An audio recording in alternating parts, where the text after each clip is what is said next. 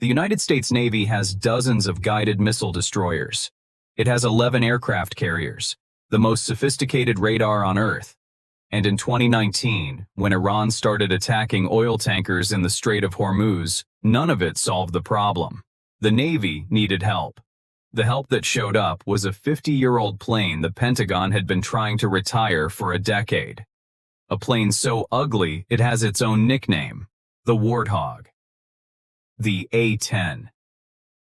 This is the story of how a Cold War jet, built to kill Soviet tanks in Germany, quietly became the answer to a 21st century problem in the Persian Gulf, and why the Navy couldn't solve it alone. Here's the Gulf. 21 miles wide at its narrowest point. More than 20% of the world's oil passes through it every single day. If Hormuz closes, the global economy stops. That's why the Fifth Fleet is in Bahrain. That's why there's always at least one U.S. destroyer in the strait. And that's why Iran has spent 40 years studying how to hurt the Navy without fighting it directly. They figured it out. Iran didn't build carriers. Iran didn't build cruisers. Iran built something a lot cheaper, a lot smaller, and a lot harder to kill. Fast attack boats, sea mines, suicide drones, and hit-and-run swarms of two-man speedboats armed with machine guns and mines. The problem with a U.S. destroyer is simple. A destroyer is designed to fight other warships. Its missiles cost millions of dollars each. Its radar is optimized for targets 100 miles away. A destroyer does not want to fight a guy in a rubber boat. Now look at the math. The Navy has a 16,000-ton warship. Iran has a 12-foot speedboat. The warship carries 96 vertical launch missiles. The speedboat carries one man with an RPG. If the destroyer fires a missile, it wins the fight. But it also just spent millions of dollars to kill a $12,000 boat, and it gave away its position. And the world watched an American warship attack a civilian-looking vessel on live satellite. If the destroyer doesn't fire, the speedboat can get close enough to drop a mine or ram the ship. This is called the asymmetry problem, and it's exactly the fight Iran wanted. The Navy needed something slower, cheaper, something that could stay overhead for hours, and hit a speedboat without firing a multi-million-dollar missile. The Navy doesn't own a plane like that. The Air Force does. This is the A-10 Thunderbolt II. Everyone calls it the Warthog. It was designed in 1972 for one job: killing Soviet tanks crossing into West Germany. It is not fast. It is not stealthy. It is not sophisticated. But look at what it actually is. A flying gun platform wrapped around a 30mm cannon the size of a Volkswagen Beetle. The GAU-8 Avenger. It fires 70 rounds per second. Each round is the length of a wine bottle. Each round is designed to punch through tank armor. Now imagine what that does to a speedboat.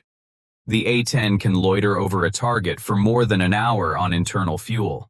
It can fly as slow as 140 knots. It can see the water from 1,000 feet up, and its pilots are trained, more than any other fixed-wing pilots in the U.S. military, to find small, moving targets and destroy them without hitting anything else. That is exactly the profile of aircraft the Navy could not field itself. The Pentagon had been trying to retire this plane since 2014. They kept proposing budgets that cut it, and Congress kept blocking them. And then Hormuz happened. Here is where the story gets uncomfortable. Starting in the late 2010s, A-10 squadrons were deployed to bases in the Gulf, within a few hundred miles of the Strait of Hormuz. From there, they could do something the Navy could not. They could watch the water for hours at a time. They could track small craft as they moved into the strait. And if a swarm of speedboats threatened a tanker, they could engage them with the gun, not with a $1-million missile. The math is brutal. One 30mm round from the A-10 costs about $30. A 2-second burst costs less than a tank of gas. You could engage 50 speedboats in one sortie for less than the price of a single Navy missile. A destroyer couldn't do this.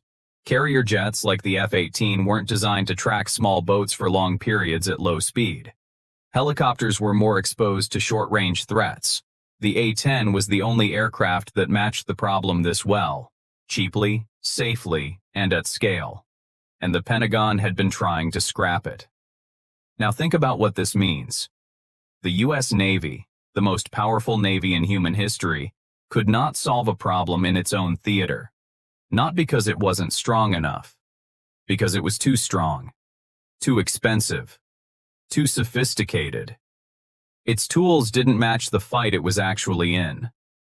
The Air Force filled the gap not with a new plane, but with the oldest one it owned.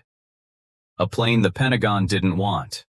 A plane that shouldn't even exist anymore. The A-10 didn't matter in Hormuz because it was advanced. It mattered because it was primitive. And that is the hidden lesson of modern naval warfare. You don't always win with the biggest weapon. Sometimes you win with the cheapest one, if it's the right weapon for the fight. The Navy knows this now. It has tried to build a replacement. It has tried light attack aircraft programs, drones, and armed patrol boats. But none of it has worked as well as a 53-year-old jet designed to shoot Russian tanks. And every time the Pentagon tries to retire the A-10, the same answer comes back. They have been trying to retire it for 10 years. But they still do not have anything that can do what it does. The most expensive navy in the world needed a plane that costs less than a destroyer's missile to keep the world's most important strait open. The Warthog is still flying. The Navy is still watching. And Iran is still waiting. If this decoded Hormuz for you, the next one goes somewhere stranger. There is a weapon the Navy refuses to use in Hormuz. Even though it can, and even though it would work. I will show you why. Subscribe. That's the next one.